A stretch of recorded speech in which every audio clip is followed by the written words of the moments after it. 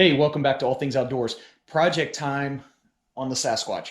Just got some new rock sliders, so super excited. They're from JCR Off-Road, the Crusaders. If you get a chance, check them out. I'll put a link to them in the bottom.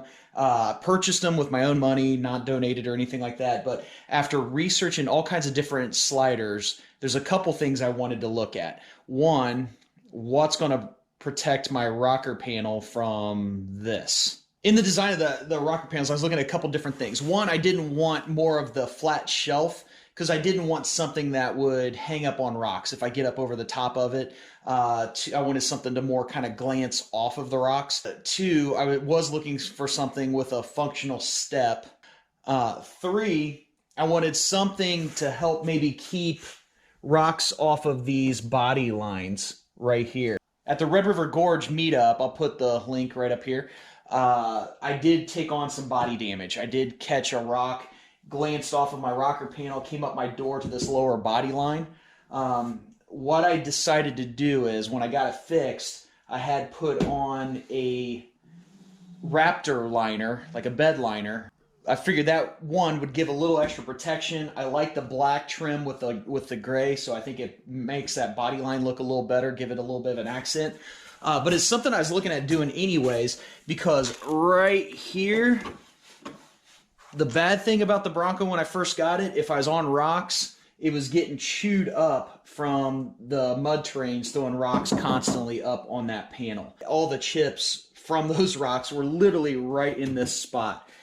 So that actually took care of that problem as well. When I was looking for rock sliders, because I wanted to try to avoid that from happening again, they have the factory rock sliders, which stays pretty tight, and it's really nice because it'll support the weight of the Bronco, but it also will give that deflecting angle to the rocks. You go up and over them and kind of pushes them away.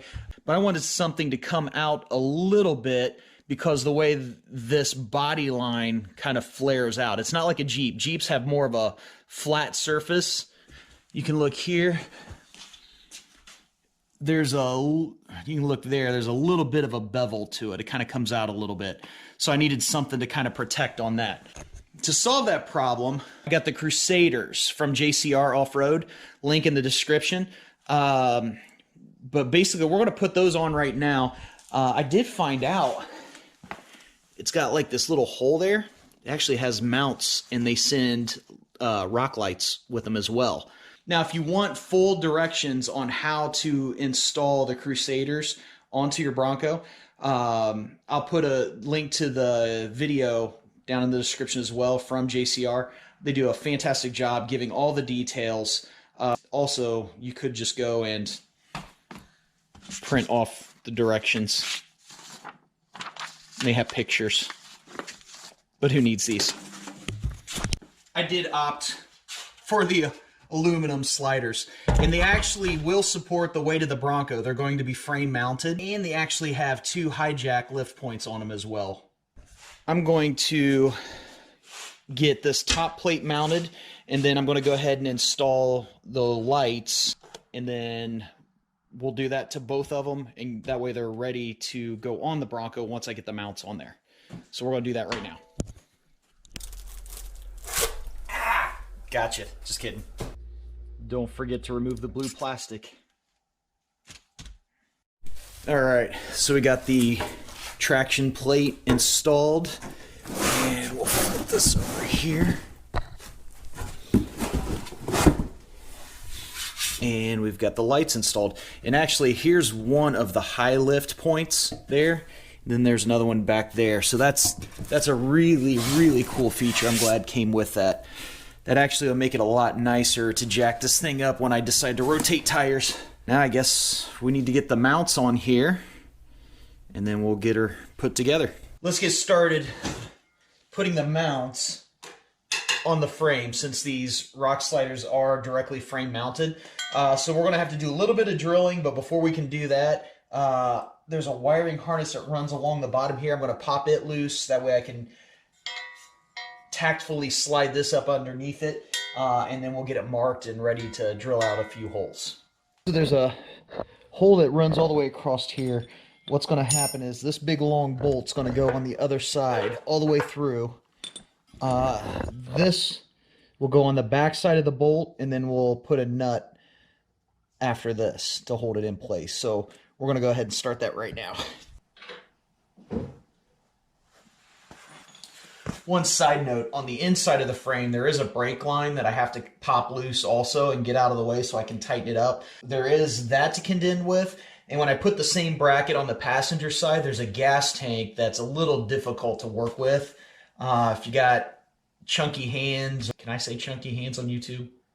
If your hands aren't dainty, you might have a hard time squeezing them in and holding the nut in place to get it put on the bolt on the gas tank side. But right now, we're going to worry about moving that brake line so that way I don't damage anything to put that bolt through to hold that bracket on. For the front bracket, or for the back bracket on the driver's side, I'm going to use this front hole for this bolt. On the passenger side, I'd use the inside. I'm going to leave the brake line bracket popped out for a while. Leave this loose in case I have to adjust it when I put the boat in at the end. There is a hole I'm going to have to drill at the bottom, and then that'll put in the final thread drilling bolt. That'll be the last one that I put in there, just to hold this up. First, right now, what we're going to do, we're going to go ahead and skip to the front bracket, and we'll see if we can get that installed. We're going to need to pop loose a wiring harness that's full of gunk. There's another one. First thing I'm going to do, that hole right there, I'm going to clear that out to 7/16 so that way I can put in the first thread cutting bolt to hold the bracket up, and then we'll probably mark the others that we're going to have to drill and open up. So first off, let's open that beast up.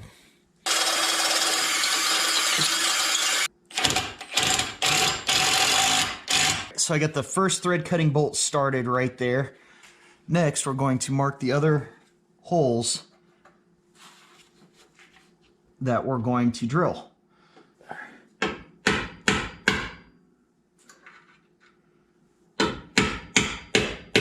going to back that out.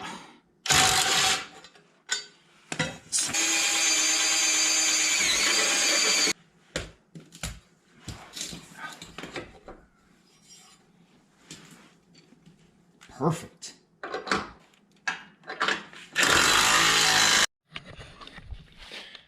All right, so we got both mounts on, so we're going to throw the boat on here and call it a day. This is actually the worst part of the job. Again, if you have dainty hands, it'd probably be a lot easier.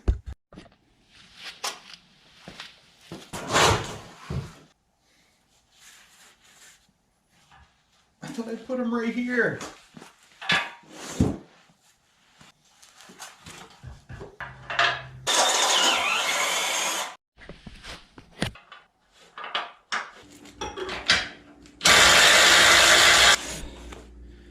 All right, driver's side and passenger side.